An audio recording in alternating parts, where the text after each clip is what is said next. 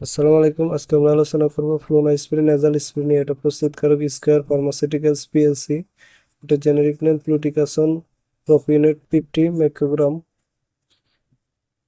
এটার দাম হলো 250 টাকা করে।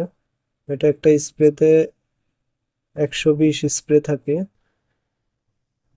নির্দেশনা কি জন্য? ফ্লোনা স্প্রে ব্যবহার করার জন্য চিকিৎসকগণ দিয়ে থাকেন। ফ্লোনা স্প্রে মৌসুমী অ্যালার্জিক রাইনাইটিস চিকিৎসার জন্য নির্দেশিত। এছাড়াও এটি নাকের পলিপাস, সাইনোসাইটিস, নাকের মাংস বৃদ্ধি, অ্যালার্জি, রাইনাইটিস, নাক বন্ধ থাকা ইত্যাদির জন্য চিকিৎসকগণ দিয়ে থাকেন। বিবরণ: ফ্লোনাস্প্রে একটি সংশ্লেষিত টাইফ্লোরিনেটেড কর্টিকোস্টেরয়েড যার পদাবধি কার্যকারিতা রয়েছে। ইহা অতি সূক্ষ্ম। ফ্লোনাস্প্রে এর জলীয় সাসপেনশন যা পরিমিত চাপীয় নিঃসরণ পাম্পের মাধ্যমে নেজাল মিউকোসাতে বাহ্যিকভাবে ব্যবহৃত হয়। প্রতি বোতল নেজাল স্প্রেতে 120টি পরিমিত মাত্রা স্প্রে রয়েছে।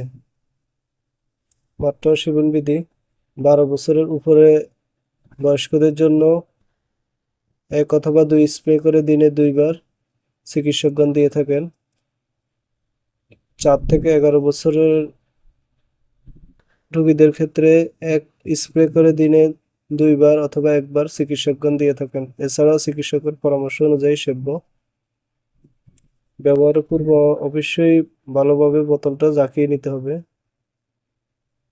পার্শ্ব প্রতিক্রিয়া: ফ্লোনাস্প্রে নেজাল স্প্রে শরীরের অন্যান্য অংশ খুব কম পরিমাণে শোষিত হয়, তাই কম পার্শ্ব প্রতিক্রিয়া দেখা যায়। নেজাল স্প্রে ব্যবহারের কারণে নাক ও গলা শুকিয়ে যাওয়া, স্বাদ বিচ্যুত, ঘ্রাণ বিচ্যুতি এবং নাক দিয়ে রক্ত ঝরা ঘটতে পারে। গর্ভাবস্থায় স্তন্যদানকালে গর্ভবতী মহিলাদের এটা ব্যবহারে পর্যাপ্ত সুনিয়ন্ত্রিত তথ্য পাওয়া যায়নি। ভ্রূণের ক্ষতির চেয়ে মায়ের উপকার বেশি বিবেচিত হলে গর্ভাবস্থায় ফ্লোনা স্প্রে ব্যবহার করা উচিত। মাতৃদুগ্ধে ফ্লুটিকাসন প্রপিওনেট নিশ্চিত হয় কিনা তা জানা যায়নি। যেহেতু অন্যান্য কর্টিকোস্টেরয়েড মাতৃদুগ্ধে নিশ্চিত হয়, সেহেতু স্তন্যদানরত মহিলাদের এটি ব্যবহারের ক্ষেত্রে সতর্কতা অবলম্বন করা উচিত এবং চিকিৎসকের পরামর্শ নিয়ে গর্ভাবস্থায় স্তন্যদানকালে ব্যবহার করা উচিত।